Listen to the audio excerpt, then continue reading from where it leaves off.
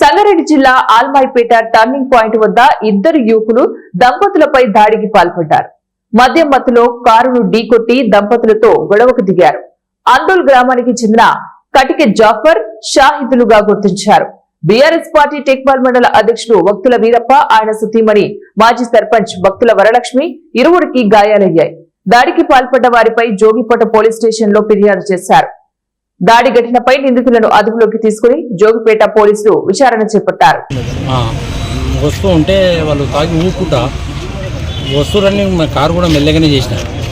ఆ హ్యాండిల్ అనేది నా కారు కూడా తగిలింది. వాళ్ళు పడ కూడా పడలేరు.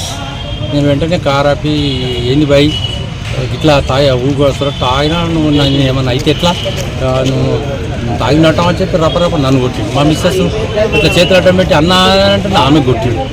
మొత్తం అక్కడ ఉన్న వాళ్ళందరూ కూడా నీదే తప్పనంటే వాళ్ళ కాడ ఒకరిద్దరు కొట్టిండు.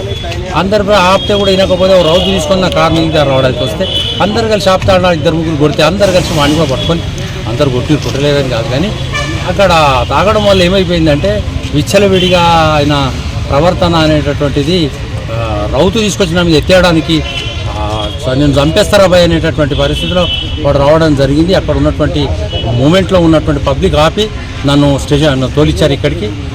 వెంటనే ఇక్కడ స్టేషన్కి చెప్తే సార్ కూడా పోయి తీసుకొచ్చారు. అప్పటికే పబ్లిక్ అక్కడ జామ్ అయింది.